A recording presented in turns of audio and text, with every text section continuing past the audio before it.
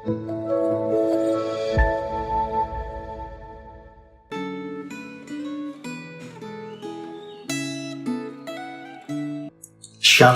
saudara-saudara yang terkasih dalam Tuhan.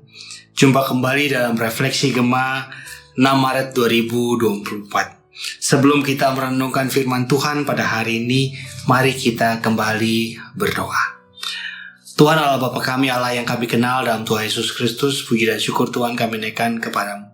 Terima kasih untuk kesempatan yang kembali Engkau berikan buat kami untuk boleh merenungkan firman-Mu. Oleh karena itu Tuhan, pada saat ini kami mohon agar Tuhan boleh menundukkan hati setiap kami. Dan biarlah ketika Tuhan boleh berbicara kepada setiap kami secara pribadi, kami boleh menundukkan hati kami, membuka telinga kami, sehingga setiap firman yang Kau sampaikan kepada kami, sungguh-sungguh boleh kami dengar. Tapi bukan hanya kami dengar Tuhan, tapi juga kami lakukan dalam kehidupan kami sehari-hari. Terima kasih Tuhan, kami serahkan waktu ini ke dalam tangan-Mu saja. Berbicara kepada setiap kami, karena kami siap mendengar. Demi nama Tuhan Yesus Kristus kami berdoa. Amin. Saudara-saudaraku yang terkasih dalam Tuhan, pembacaan Gema pada hari ini mengajak kita untuk merenungkan firman Tuhan yang terambil dengan sebuah topik mengikut Kristus. Diambil dari Markus pasal yang ke-8 ayat 27 hingga 38. Saudara-saudara dapat membaca bagian itu secara lengkap, secara pribadi. Namun pada hari ini saya ingin mengajak kita untuk membaca mulai ayat 34 hingga 38. Mari kita membacanya, demikianlah firman Tuhan. Markus pasal 8 ayat 34 hingga 38. Lalu Yesus memanggil orang banyak dan murid-muridnya dan berkata kepada mereka, "Jika seseorang mau menjadi pengikutku, ia harus menyangkal dirinya, memikul salibnya, dan mengikut aku. Karena siapa saja yang mau menyelamatkan nyawanya, ia akan kehilangan nyawanya. Tetapi siapa saja yang kehilangan nyawanya karena aku dan karena Injil, ia akan menyelamatkannya. Apa gunanya seseorang memperoleh seluruh dunia, tetapi ia kehilangan nyawanya? Apakah yang dapat diberikannya sebagai ganti nyawanya?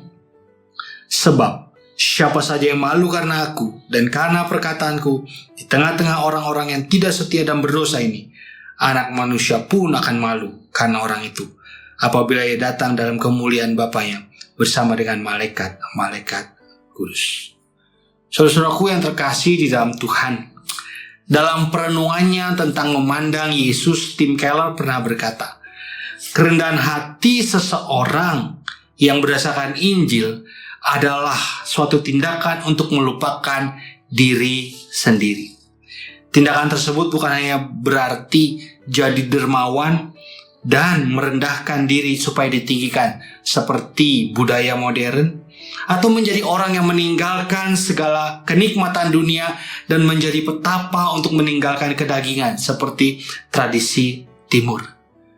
Namun itu ada sebuah tindakan di mana orang tersebut tidak lagi memikirkan dirinya sendiri karena dirinya hanya memandang Kristus dan Kristus adalah identitas bagi dirinya. Saudara-saudaraku yang terkasih di dalam Tuhan, ketika saya dan saudara diajak untuk membaca dan mengerti makna menjadi pengikut Kristus yang terdapat dalam Markus 8 ayat 34 sampai 38, maka saudara dan saya sedang dibawa untuk dapat memandang kepada Kristus yang sedang mengajarkan kepada kita bahwa ketika seseorang menjadi pengikutnya, maka orang tersebut tidak lagi memikirkan dirinya sendiri. Orang tersebut menjadi pribadi yang mau menyangkal kemandirian dirinya, menyangkal perasaan bahwa dirinya mampu mengatasi segala hal dengan kekuatan dirinya sendiri dan dengan kekuatan dari dalam dirinya sendiri. Sebab menjadi pengikut Kristus bukanlah keputusan sesaat, namun menjadi pengikut Kristus adalah keputusan seumur hidup yang harus terus-menerus diingatkan dan diteguhkan di dalam menjadi hidup. Sehingga ketika seseorang menjadi pengikut Kristus, berarti dirinya mau menyambut Kristus, mau melakukan semua hal yang diperintahkan oleh Kristus sepanjang usia yang masih dipercayakan. Saudara-saudaraku yang terkasih di dalam Tuhan, ketika kita boleh diajar untuk boleh menjadi pengikut Kristus, secara khusus melalui perenungan Gema pada hari ini dengan tema mengikut Kristus, maka saya dan saudara dibawa untuk makin memahami bahwa kepengikutan diri sebagai pengikut Kristus adalah sebuah momen untuk menjadikan seluruh hidup kita sebagai korban hidup yang dikhususkan bagi Allah dan tetap kudus bagi Allah. Dengan kata lain, ketika kita menjalani hidup kita sebagai pengikut Kristus, maka kita mengikuti hidup atau menjalani hidup dengan sebuah perspektif ilahi, di mana saya dan saudara bersedia mengatakan, bukan kehendakku yang jadi, tetapi kehendakmu lah yang jadi. Saudara-saudaraku yang terkasih di dalam Tuhan, dengan kata lain, ketika setiap kita dibawa untuk semakin mengerti akan kepengikutan diri sebagai Kristus, maka itu akan semakin jelas dinyatakan di dalam hidup kita sebagai orang percaya ketika saya dan saudara mau menyerahkan diri kita sepenuhnya kepada Allah. Penyerahan diri yang penuh kepada Allah mendorong saya dan saudara untuk dapat meninggalkan segala berhala hati yang berpusat pada diri sendiri dan filsafat-filsafat dunia serta pengajaran-pengajaran Kristen yang menjadikan diri sendiri atau manusia sebagai pusat daripada pengajarannya.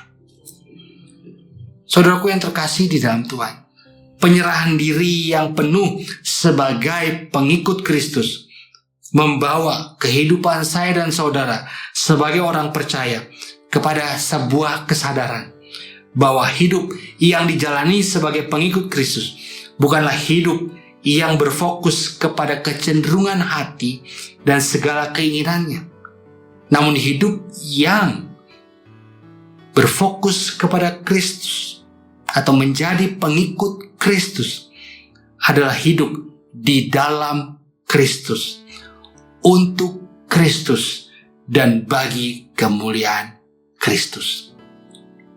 Itulah hal di mana kita dibawa kepada sebuah kesadaran. Ketika kita mau menjadi pengikut Kristus, maka hidup kita hidup dalam Kristus, untuk Kristus, dan bagi kemuliaan Kristus. Saudara-saudaraku yang terkasih di dalam Tuhan, hal lainnya ketika kita diajar untuk boleh menjadi pengikut Kristus, maka saya dan saudara kembali dibawa kepada sebuah pemahaman di mana kita mau menempatkan diri kita di dalam penderitaan dan kematiannya. Penempatan diri dalam penderitaan dan kematian Tuhan membawa saya dan saudara kepada sebuah situasi untuk dapat melihat bahwa salib bukan hanya sebuah aksesoris untuk menambah kecantikan atau ketampanan pada diri seseorang, tetapi salib membawa kita untuk boleh melihat bahwa segala hal yang Allah lakukan melalui salib adalah hal yang luar biasa. Saudara-saudaraku yang terkasih di dalam Tuhan, salib bukan juga hanya sebuah hal atau pemahaman bahwa segala jenis pencobaan, segala jenis kesulitan yang saya dan saudara sedang alami pada saat ini, itu adalah salib. Sebagai contoh, seringkali kita berkata, wah, saya sedang sakit, ini adalah salib saya. Oh, keluarga saya sedang bermasalah, oh ini adalah salib saya. Oh, saya sedang menghadapi pergumulan ini dan itu adalah salib saya. Saudara-saudaraku yang terkasih di dalam Tuhan, itu bukan salib. Salib itu adalah berita tentang penderitaan dan kematian yang paling mengerikan. Salib menyingkapkan segala kejahatan dasar saya dan saudara yang seringkali kita lakukan. Contoh, pikiran-pikiran jahat, keserakahan, iri hati, dendam, fitnah, kesombongan. Itulah kejahatan yang seringkali kita lakukan. Dan lewat salib, semua itu diungkapkan. Dan lewat salib, Tuhan Yesus menanggung semuanya itu. Saudara-saudaraku yang terkasih di dalam Tuhan, penderitaan dan kematian Kristus di atas kayu salib menyadarkan saya dan saudara bahwa Allah sudah terlebih dahulu menempatkan dirinya dalam segala penderitaan yang harus dialami oleh manusia. Saudara-saudaraku yang terkasih di dalam Tuhan, menempatkan diri dalam penderitaan dan kematiannya di atas kayu salib membawa saya dan saudara menyadari bahwa menjadi pengikut Kristus bukan hanya berbicara tentang hidup Kristen yang tampak dari luar dengan segala aksesoris yang ada. Menjadi pengikut Kristus bukan hanya menjadi orang Kristen dengan simbol-simbol yang digunakan. Menjadi pengikut Kristus bukan juga berbicara tentang hidup yang penuh dengan segala pergumulan dan segala tantangan. Tapi ketika kita mau menempatkan diri dalam penderitaan dan kematiannya, itu ingin menyatakan hidup saya dan saudara sebagai pengikut Kristus kepada sebuah pemahaman bahwa hidup yang kita jalani bukanlah hidup yang sekedar sebagai orang Kristen. Namun hidup saya dan saudara adalah melihat karya Tuhan lewat kayu salib yang telah mengubah hidup saya dan saudara. Tidak lagi hidup di dalam kehendak diri sendiri, tetapi hidup di dalam kehendak Allah sebagai pribadi yang mengasihi saya dan saudara.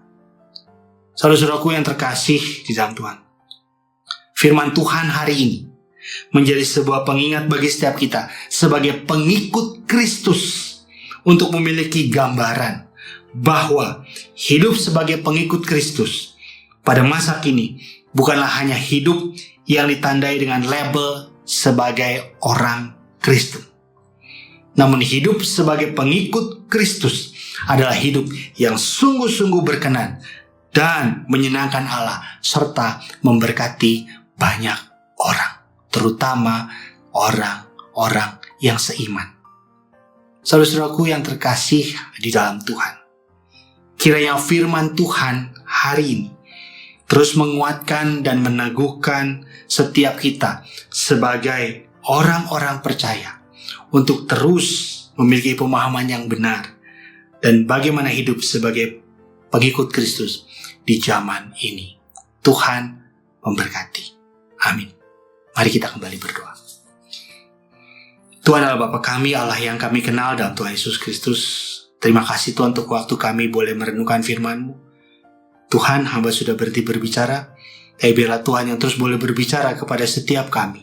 Sehingga sungguh-sungguh Tuhan, firman-Mu menjadi suatu hal yang nyata dalam kehidupan kami dan kami lakukan dalam kehidupan kami pribadi, lepas pribadi.